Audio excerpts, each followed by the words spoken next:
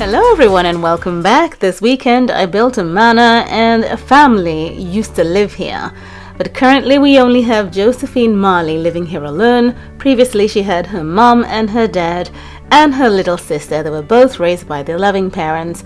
But her younger sister's gotten married, moved on living with her husband, and mom and dad have passed on, leaving this beautiful manor to Josephine Marley, who lives here alone.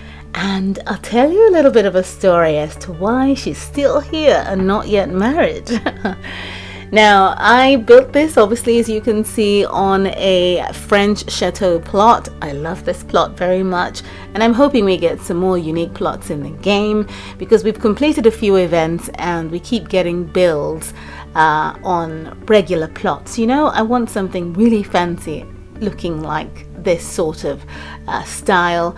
This is a manor that has 3 steps to the front part of it. You can see from the rooftop that each section gets progressively smaller, and it's a traditional style of a build, and that's why I called it a manor, because most manors look this way. Of course, builds really vary in style, but typically this is what a manor looks like. At the back, you can see that there's a stairwell leading up to the top, and there's an area to sit out here from a bedroom that we'll see when we get into the inner part of the build while touring. So there are a few balconies in front here and there just to decorate the way the building looks externally. And I have some hanging plants and overgrown bits and bobs here and there. And of course, Josephine has a loyal gardener who's been part of the family for years, taking care of the grounds and making sure she never has to worry about how the building looks from the outside to passers-by. Now, this is the entrance with a beautiful overhang and some support pillars, as you can see, with decorative corners in the angle.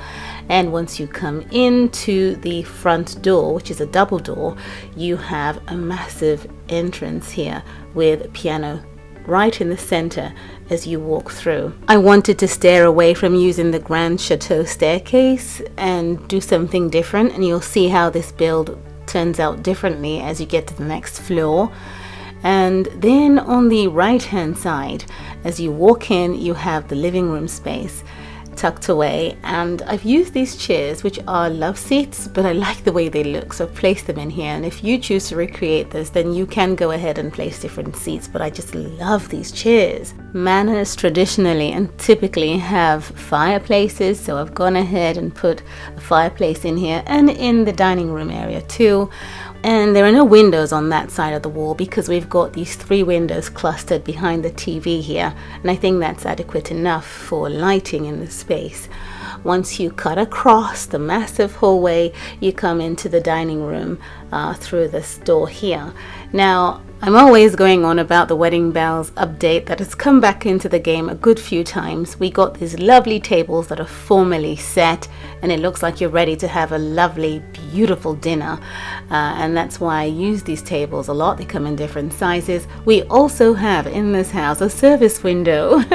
For traditional builds or much older buildings in the UK, they still have service windows, and it's usually connected to the kitchen. So if I just go through the hallway past the piano, and then you come under a nice little sort of couple of arches, you then have a door to the left. If you're coming in from the entrance, you then have the kitchen situated here, and that's where we have this beautiful service window.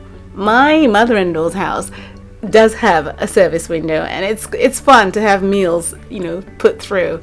Now, there is a dishwasher here. That's from the previous update that we just completed. I like the stainless steel one because it goes quite nicely with the stainless steel fridge. And then we have the section over here where we can cook.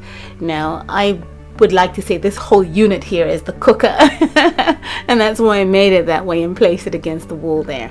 And there's fresh fruit and veg around the cooking area.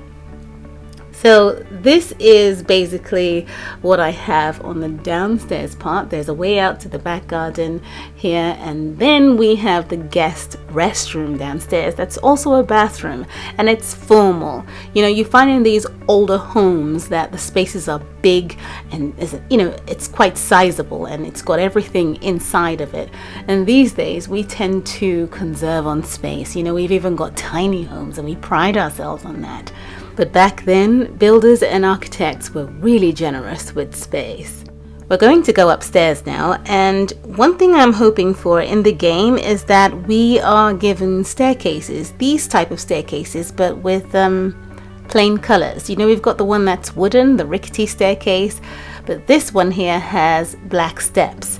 And it's quite strong, so I had to design around it and keep the black piano in there and the round rug that has a somewhat looking dark, but it's blue rim with red on it to match the staircases and so on. So, you know, you work around it, but I hope we get plain ones. And this is what I have designed here in the mezzanine area. It's quite large, it's spacious, and when you walk up, you have a good view of the downstairs entrance. And I think it's quite lovely with a chandelier hanging. And I hope we get new options for chandeliers that can hang at that length. Now there is the twin bedroom as you go through that door, and this is where Josephine and her sister, being both girls, they shared the same space, and it's quite lovely, but still they were good sizable beds for them, and they had their own wardrobes as well facing their beds.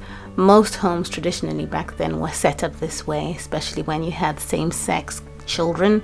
Now they used a bathroom over on the side here, so you come through into the next stairwell that goes upstairs and into this area here, which is exactly a replica of what we have downstairs. The master bedroom is over here, and this is the room that Josephine now occupies. She has completely renovated it from looking like Grandpa and Granny's room and it's lovely, at least she thinks so. I've placed this bed in here, which is quite lovely from the luxury update. And these wardrobes have a lot of detail. They've got drawers, they've got shoe boxes up top, and they've got hanging clothes, so it looks like there's more going on in there than just placing down a couple of clothing racks. So it's quite compact and cozy in the space. Now the bathroom is through the little door that you see on the side here, and the bathrooms are the same. So you've seen what the other bathrooms look like, and they typically all look the same. There is nothing unique to the way they've been set out, but still they're quite nicely fitted, formal bathrooms, as you can see here. So let's take her upstairs. I mean, it's exactly the same as the one down here, so just so you know. But this here again is the center part of the house, which I love so much, where the staircases connect and then lead up into this top room here. Initially, this is where her and her sister used to have lessons, and the parents made sure that they were schooled properly. There's a little flower in the corner there, and then you come under the archway, so it's like a good stairwell system coming on from downstairs up.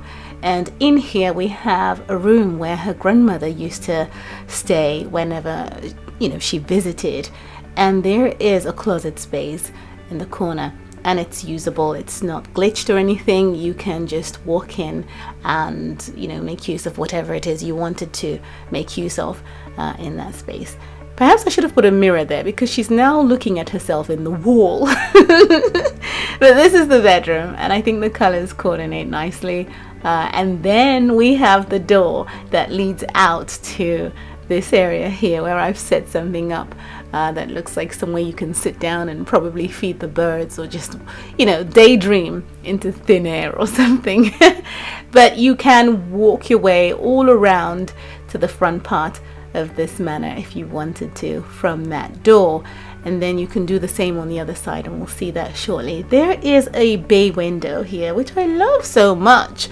I was trying to figure out what to do with that corner, and this is what I decided to set up. Seeing as Josephine has completely renovated this top part of the house.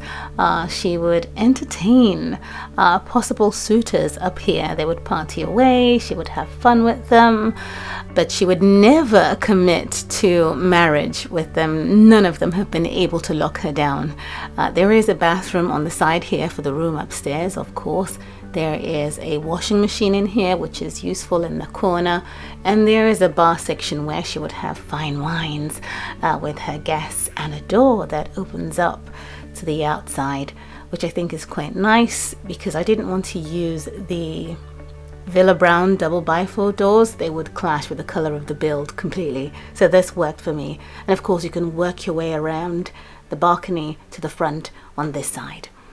Now, why isn't she married? The reason is she has entertained guests here repeatedly, but she has never committed to any one of them, because even when she was much younger as a teen, she would creep out in the middle of the night and go and hang out with a gardener, and she'd been in love with the gardener for years.